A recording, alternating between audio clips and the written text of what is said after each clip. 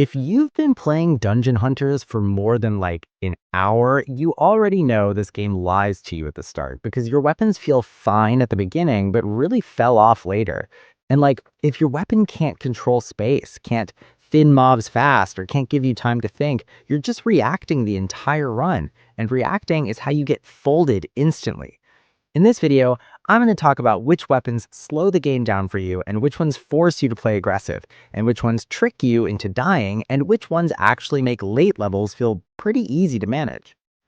Okay, first weapon you should really understand is floating cannon. So when you hit later levels and mobs actually start sprinting at you, it basically lets you slow the entire game down really well, okay?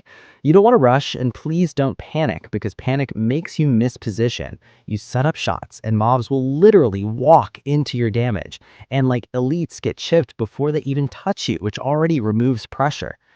Strategy-wise, you're going to pull mobs back slightly. Not too much, just enough to line them up. Fire, reposition, fire again. You're always moving, but you're not spamming dashes like crazy.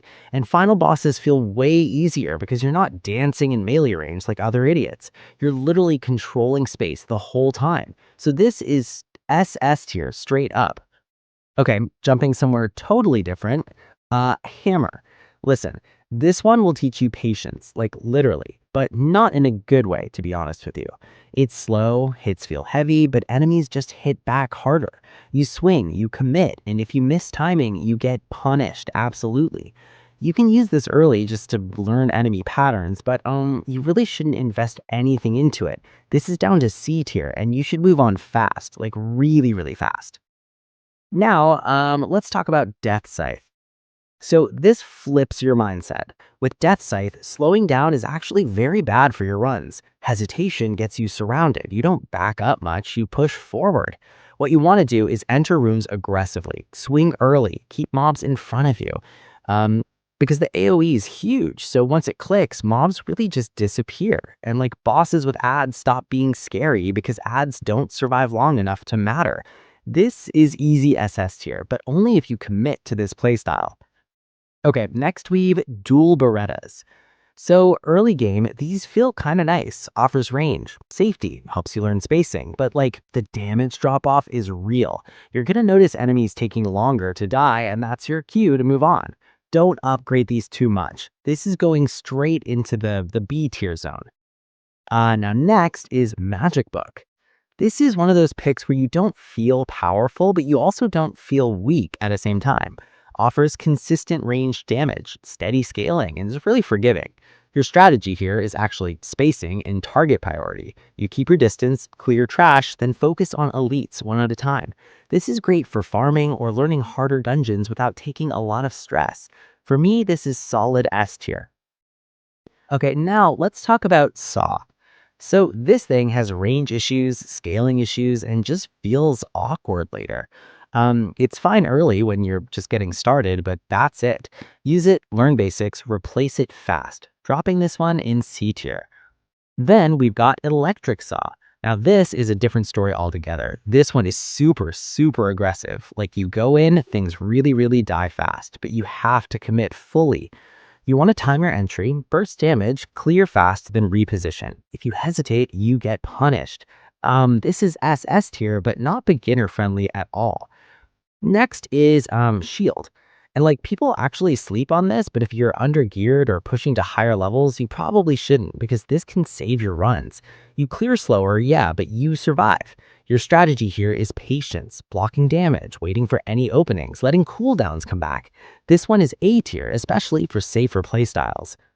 Okay, next we've got Katana. So listen, this is going to trick you. It feels fast, responsive, smooth, until scaling hits and damage just doesn't keep up. You can use it to learn movement and timing, but you shouldn't stay on it forever. This is C tier for long term.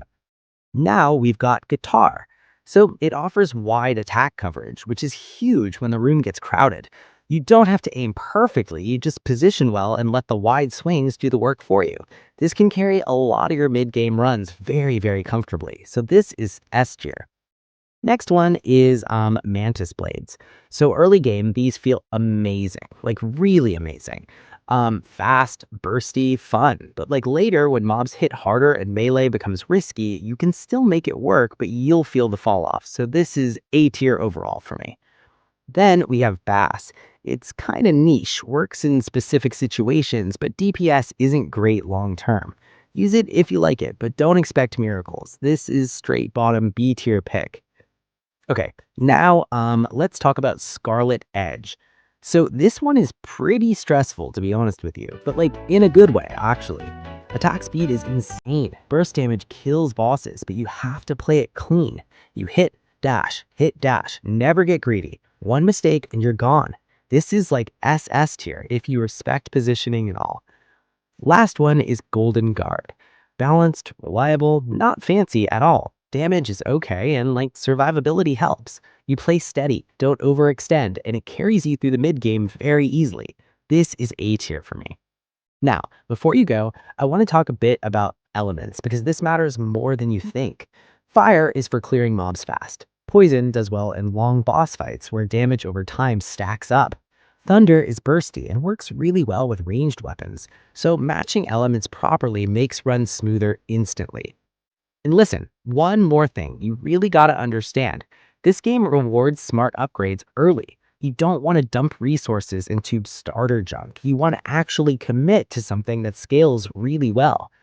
SS tier weapons like Floating Cannon, Death Scythe, Scarlet Edge, these make the game feel easier, not harder.